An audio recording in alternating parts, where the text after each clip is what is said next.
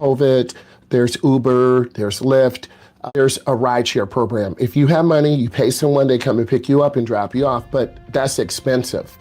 That's $15, that's $20, that's $30, okay? So a lot of people are making money off of you because you don't know how to drive. And if you don't know how to drive, you're gonna limit your financial opportunities because late teens, early 20s, you need to be done with college, you need to be in the workforce, making money, starting out at $40,000, $50,000, every year you get a raise. In your late 20s, you're about 60K, right? Then most of you will move out of your parents' house in 20s, as you should. You shouldn't be living in your mom and dad's basement. You wanna live in an apartment, you might live with your friend, then you're gonna get that good job.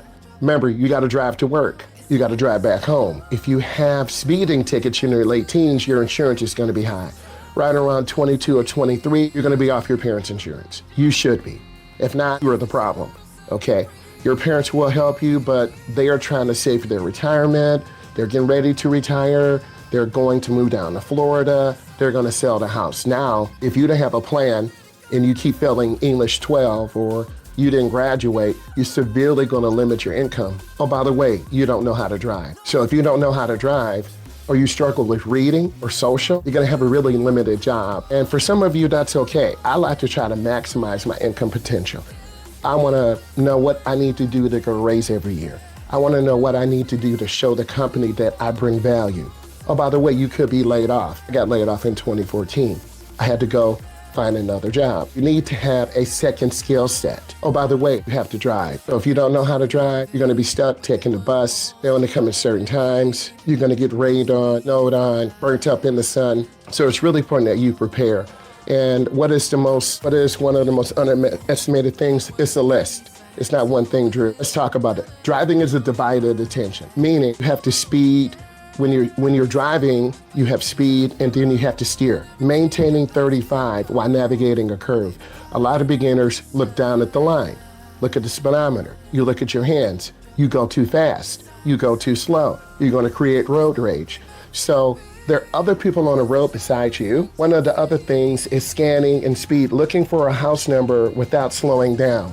You go into your friend's house, you have to read addresses. There are 20 cars behind you. You're going too slow. People are honking horns. Another thing is conversation plus navigation, following GPS directions while answering the instructor's questions, or your uncle's questions, or your mom's questions. If you drive scary and nervous, your mom and dad won't drive with you. All of you would drive scary and nervous going to your high school. Why? That's your whole life. And it should be. You might have 500 people at your high school, 100, 1,000, 1,200. The school bus driver doesn't care, the principal doesn't, your principal cares. The principal doesn't care, your teachers don't care, the juniors, seniors don't care. They're just like you. I'm trying to get a 4.0, I'm trying to get a scholarship to Florida State. Here's a sophomore driving 10 in the parking lot. I'm driving around you, I'm parking, and I'm going into school early to talk to my guidance counselor. Why am I even messing with you? But you don't understand it. Or you're scared to back into a parking spot because you don't look out your back window and you sideswipe a senior's car. Now you have a problem and they videotape it and send it to their mom. And their mom comes up there and clocks your So if you don't know how to park, you're gonna hit someone's car and then now you have a problem, plus it's on the school camera. Another thing that beginning drivers don't do, finding the gap on a left turn. Left turns are the most dangerous. So because you don't have a lot of practice time, because you scared your mom and dad when you make left turns, Drew, you get nervous. You underestimate. You almost get hit by a bus or a car. So your mom and dad are done with you because you are very nervous. Drew, the problem is you don't have enough practice time with your mom and dad.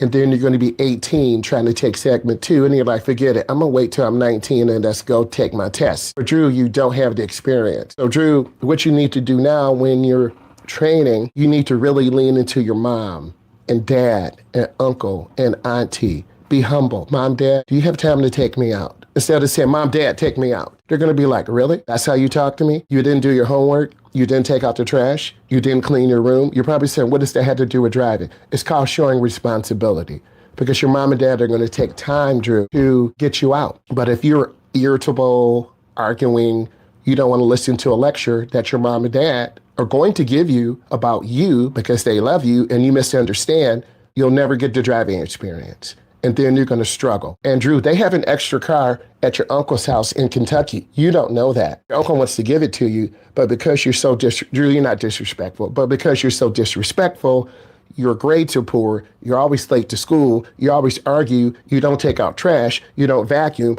you don't clean up after yourself. Drew, you're never going to get that car. So I'm giving you a real life example. You have to work hard, guys, because I get a chance to see young people grow up. Driving does not make you an adult. So I'm gonna keep going with the questions. Why is there places you can't turn around? That's the way the law is, Bryce. There's certain places in the world you can't turn around. A one-way street, a narrow downtown area.